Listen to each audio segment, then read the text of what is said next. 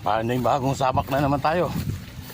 Isang linggo naubos na yung aking suportang kangkong na pagkain ng aking mga alaga.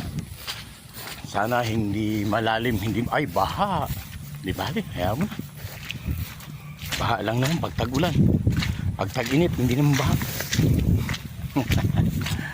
Laban. Maghanap tayo ng ay malalim nga. Talagang pasako nito. Nako. Yun na. Mapapalaban talaga. Mapapalaban sa basaan. Ayan o. Medyo may kalaliman. Dito pa lang may tubig na. Dati dito noon napunta ako rito.